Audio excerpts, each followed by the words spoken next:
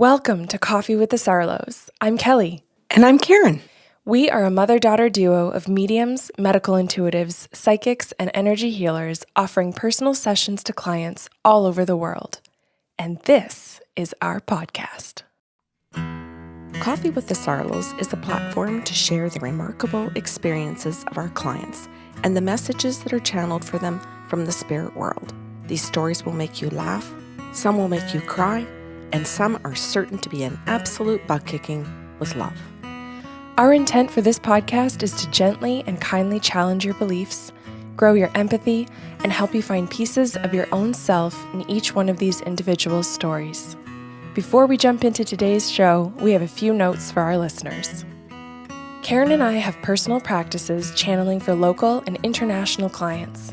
If the stories in these shows is something you'd like to experience, you can request your own personal session through our website, bysarlo.com. We also have gift certificates available if you wish to gift this experience to someone anywhere in the world. We have a second podcast series called Sips of Sanity.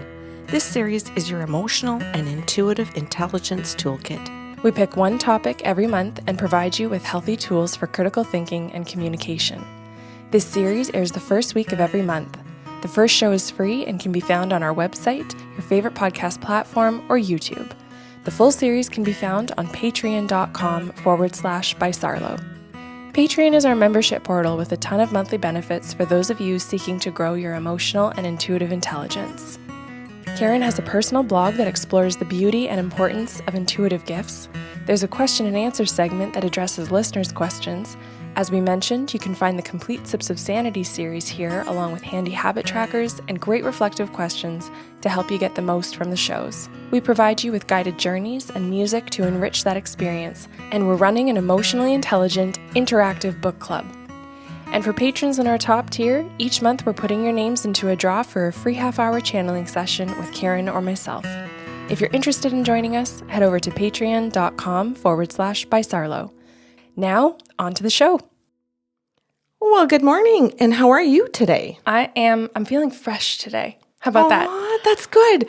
And you look so gorgeous in a summer dress. Thank you. Kelly Sarlo, I know you have a name list, so I need one for a female and one for a male. You're going to laugh because I'm ready with my list, but I'm going to pick two of my favorite characters from Lost, and that is Sun, which is female, and Jin for male. Okay. What's Lost? It's a TV show. Oh, right. Okay. I don't know why I thought of dinosaurs. That's fair. Maybe the Lost Ark or something. Disney of like animation kind of thing. But anyway. Oh, no, this is not that. It's not that. Okay. So Sun and Jen. And Sun is female. Okay. So the client is Sun.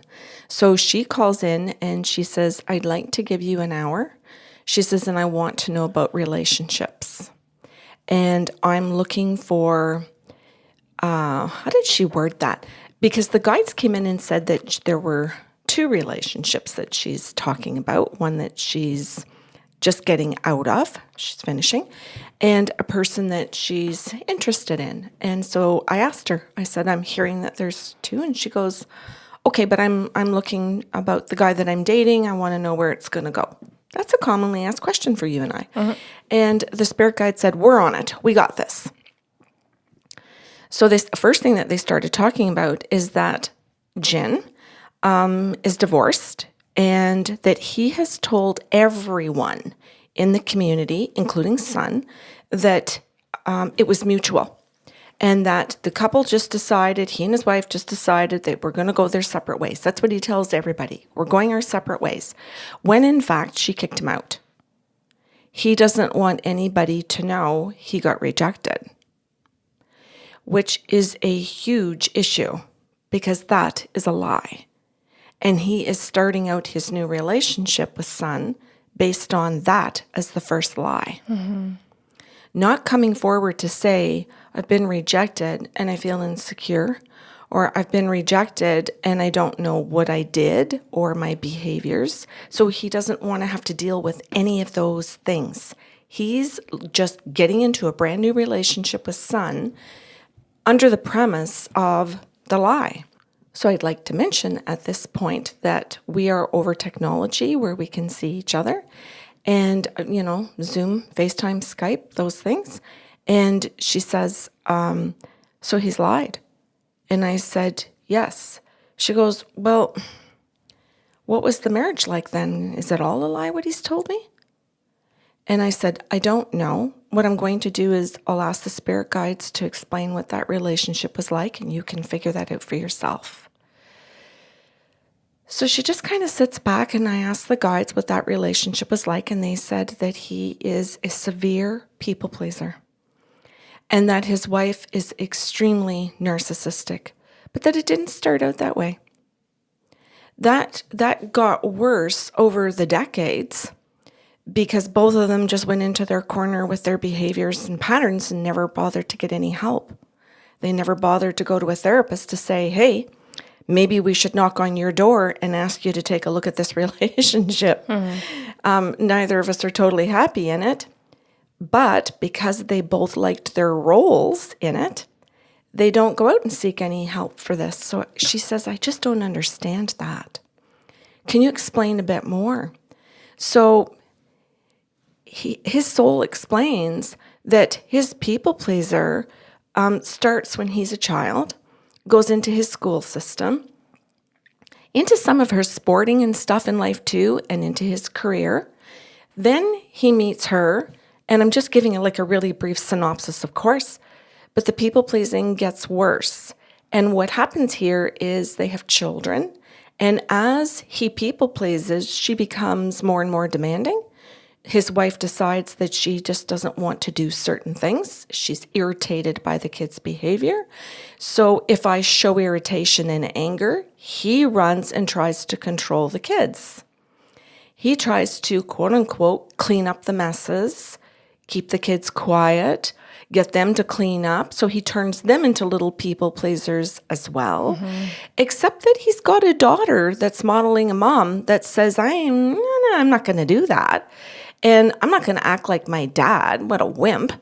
I'm going to act more like my mom. And if I try that and I do make kerfuffles for dad, then he'll have to people please me like mom. Now, I can win at that game unless mom is a power over me. But if mom's not around, I can get away with stuff. Sneaky. Yeah. So she goes, oh my God. He's not told me any of these types of things. He has simply said that his relationship with his kids is fantastic. And I said, it's not. He goes into higher mode of people pleasing whenever his daughter's around.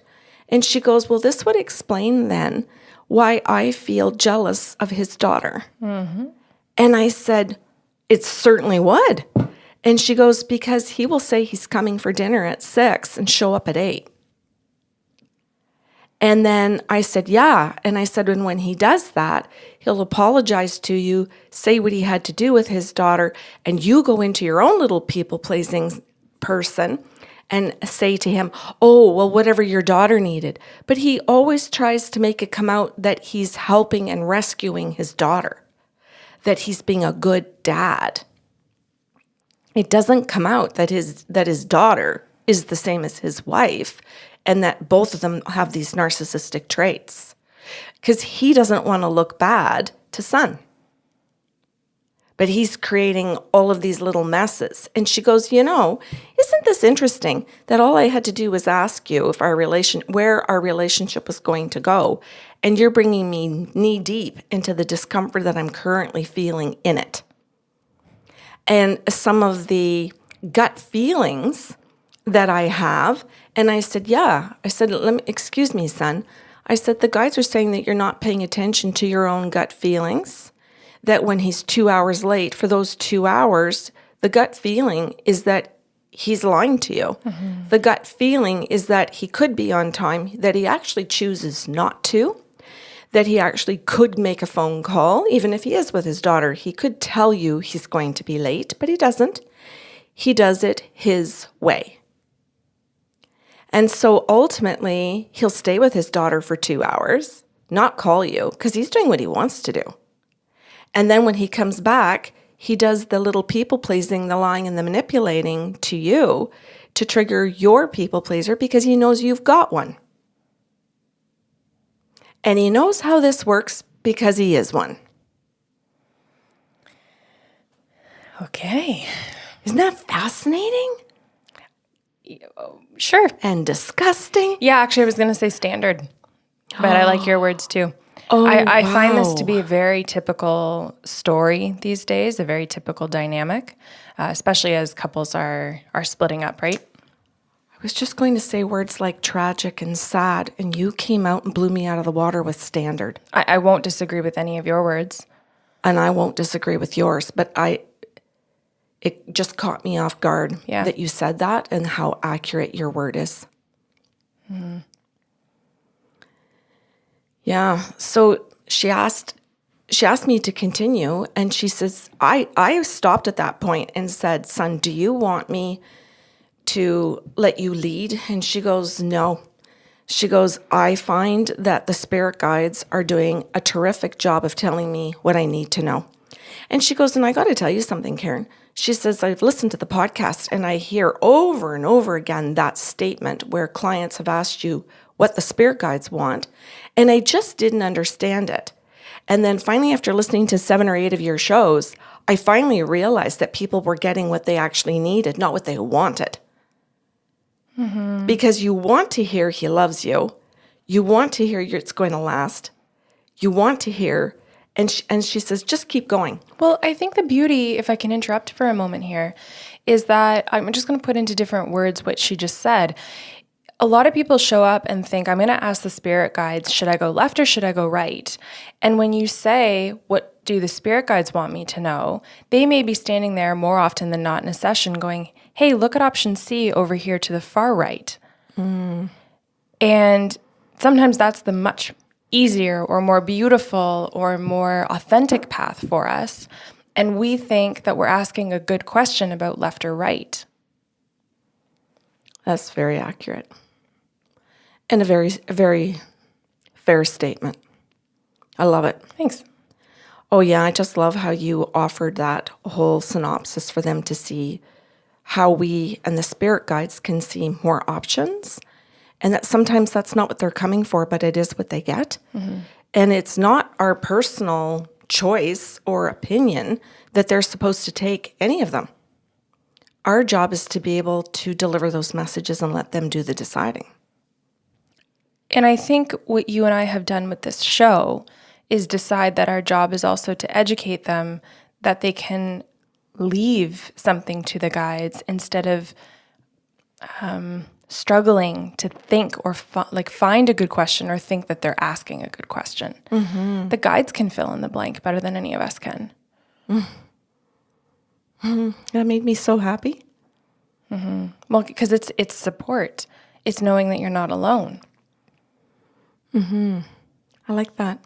Yeah, it's the bigger picture. And I think that we feel, or we can feel, actual importance, actual value when we understand that the guides are more than happy to respond and answer us, versus when we think we have to come up with the question, we have to come up with the options, we have to be responsible for the full decision, and that there isn't a bigger picture other than us. I like that. I also like it to see it from the perspective of the truth that the spirit guides are there because they love us. Mm-hmm. And so when they're offering us C comes with love. And it comes with the truth. Mm-hmm. And it's typically a hard path sometimes, but it will be the one that will make you the happiest and the safest. I don't often think that it's necessarily the hard path. It's we've had clients who will say, should I go into this program at school or this program at school? And you've said, you're supposed to take a year off and travel, and this is where you're going to meet your destiny or your purpose. And it's like, oh, I want to do that. And it's not difficult. Mm-hmm. It's just different. Yeah, I can agree with that statement as well. Okay, back to you. So back to his ex-marriage. They said that he lied a ton in the marriage. And she was like, what? And I said, well, he lied a ton. And she goes, do you think you could just go into that a bit? And I said, yeah. I said, he lied to his partner a lot. He lied in all of the people pleasing. He lied to his kids in getting them to do things so that they could please their mother. And he balanced. Sometimes he lied back and forth between all of his kids and his partner all at the same time, trying to balance all the people pleasing. And he lied not to be criticized. He lied because his wife went sour in this process. And I don't know if that's just the only word to use, but I'll say also abusive. Mean. Yep. She got sick to her stomach of his people pleasing. And as a result of that, and I'm not justifying it when I say it, I'm just explaining something. Her verbal abuse increased as his people pleasing increased. Mm-hmm. And the more that she saw him as a wimpy ass, the worse she got. Mm-hmm. And the worse she got, the more critical she got, the more people-pleasing, the more manipulative, and the bigger the liar he got. And as a result, the daughter saw it all and decided, I see what he's doing to mom. And she got in to play the game with her dad almost like she became his other partner. Mm-hmm. Holy crap, Kelly. Do we ever need a psychiatrist at this point or a psychologist for all of them? But they didn't get it. So then I said, so he lies to protect himself. He thinks he's lying to protect his wife, but it's not. It's to keep the criticism at bay. He lies to the kids, thinking that he's protecting them. And then everything just gets to be such a mess that ultimately he lies to protect his own ass. And that's when his wife figures all of this out, that he's lying to protect his own ass. She packs up his bag and says, get out. And he says it's mutual. Because he doesn't want to have to tell son any of that story. So son only gets the story of the nice things that he did for his wife and his daughter and his kids, and how ungrateful they are, or the messes that he cleans, and how hard he worked at his marriage and at being a dad. And he's got one child that puts him on a pedestal for all of that and really blows up the happy Father's Days and the Christmas and the birthdays and really makes him look like he's the best father ever. And so son is seeing that aspect of it, that one child saying, Dad's amazing, and she's buying into that. And then the guide said, we're going to switch it up now. We're going to talk to son about her own behavior, because she's come from her own past relationship where she was with somebody who was unkind to her, not nearly as bad as what Jin has been through, but she doesn't believe there are any good men out there. So when Jin comes along after she's been dating and doing her thing, then that's all they said to me about that. I don't know that in depth. But when Jin comes along, she thinks she's found the partner. He's the one. Because he's meeting all her needs. He's listening to everything she says. He's making sure that he apologizes when he's not showing up. He's doing all of these things that her partner withheld from her. So she thinks this is the one. So she's made her phone call to a psychic to say, is this my life partner? I think I got it. I got him. And she's hearing what a facade it is. And that part of the reason that she's buying into the facade so much is that she's got her own people pleaser that he's triggering. And she has this belief that there are just no good men out there. So when she finds a good man, or what he's presenting as one right now, she doesn't want to go through the process of taking time to actually be in a relationship longer to see what's really going on in it. She wants to jump really fast and say, this is my partner. We're a couple, before she's actually slowing down and saying, we're dating. Yeah, it's been 6 months. Yeah, it's been a year. We're dating. We are still not the one for each other. I still need time, and I'm still being triggered. I haven't spoken up yet. I haven't challenged you yet. I haven't said my truths yet, so I don't know because I'm still in my own shit show. And he's clearly in his own shit show. So she gets told about the behavior in a past relationship. And I think this is really good for people to hear because sometimes, you say, oh, I don't want to hear about somebody's past. Your past is your past. No, it's not. Your past is so your present unless you fucking dealt with it. And it's your future because it's your patterns. Yeah. Unless, as you said, you've identified them and dealt with them. When people say this to me, especially when we're doing coaching, your past is your past. It's fine. I don't need to go there. Grow up. Oh my God. You mean that's what you actually say to them? Grow up? Yeah. Oh, I'm so proud of you. Thanks. I'm so proud because some people would say, oh, isn't that harsh? And I would say it's a truthful statement and it's holding somebody accountable to a healthy process of growing up. And I've said to them like, well, that's a really fun avoidance cliche. Are we ready to grow up now? Oh, I like that too. An avoidance cliche. Oh man, I can think of Patreon right now. My head is just spinning with sips of sanity of of what content we could create to help people learn. Yeah, and maybe we'll just say for our listeners, in our book club, we've been teaching our book clubbers to go through specific books with a healthy highlighter, so one color, an unhealthy highlighter, a separate color, so that they can sift through different authors and actually see when things are healthy or unhealthy, and not just to assume that if you're reading a book because they're a published author, that it's all good stuff. Correct. Yeah. You you likely are reading many, many things that are triggering you, like these cliches, into convincing yourself that you're doing something good when really it's crazy making. I'm going to sit with this one for a second because you and I can't stand the phrase, let it go. Mm-hmm. We hate it. No, my whole body just viscerally responds. Yeah, because it means don't go through a healthy process. Just let it go. Don't go through a process. Yeah, let it go is basically, in other words, shut up, stop talking about it. I don't want to hear this. Avoid. Or hurry up. Get over it. Yes. It's a whole bunch of things that are abusive. Mm-hmm. It's a whole bunch of statements that just bring you right to being abused by somebody when they say it to you. Just let it go. Just move on. Because like you said, because I don't want to hear this anymore. Mm. You're much better off saying that. It's a far more truthful statement. Mm-hmm. Or a far better question. So does this mean you don't want to hear about this anymore? Because I'm not letting it go. I'm not done with it. Like, I think it's so good for people to hear from you how you can script a conversation to confront something in a healthy way. And then be able to say, thank you for letting me know you don't want to deal with that, but I will be dealing with it with somebody else.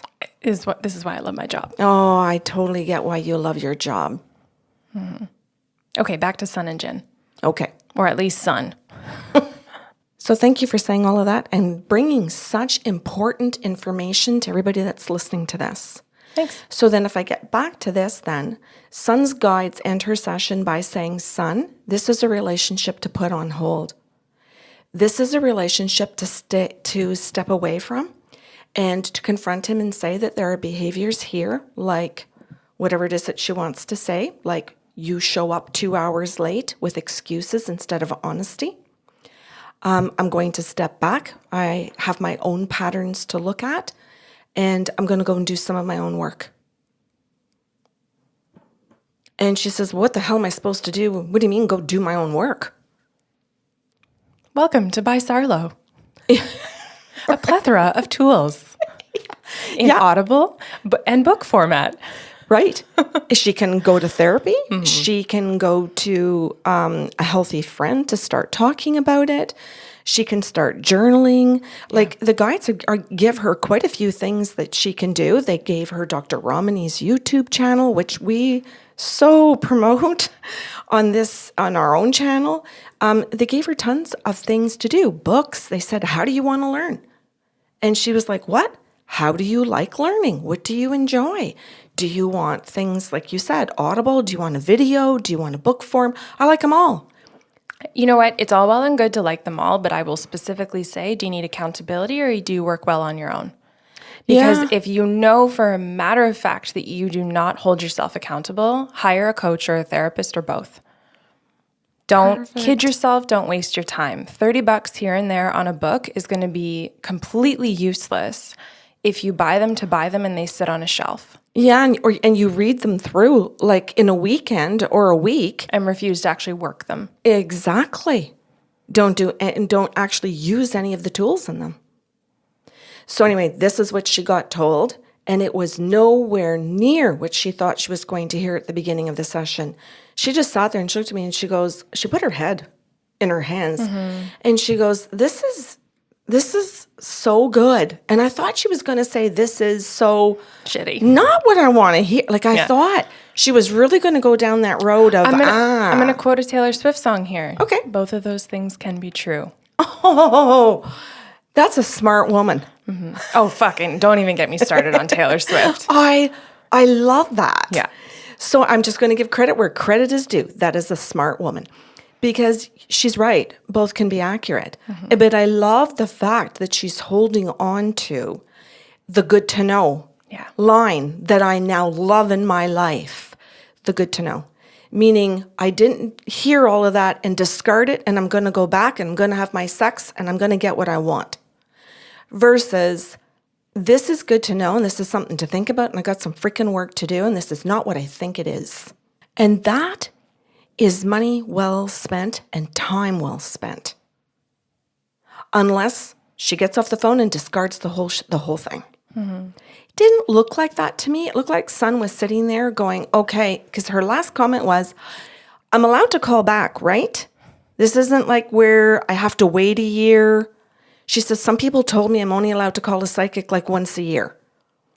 And I said, I don't even know where that rule was made. I said, and she started laughing. And I said, I don't know if that was like in a book somewhere. I said, I don't know who made the rule up. But I said, as far as I know, it's not a legit rule. You just get to pick and choose who you want to be part of this journey to help you get healthy. Mm-hmm. And if it happens to be me, if it happens to be Kelly and Karen, cool. If you combine that with a ton of other people, that's fantastic. You pick and choose what you need. That's how we ended a beautiful session together. Mm-hmm. A butt kicking with love.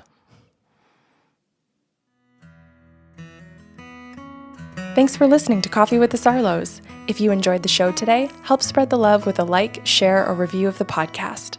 See you next Saturday with a brand new episode.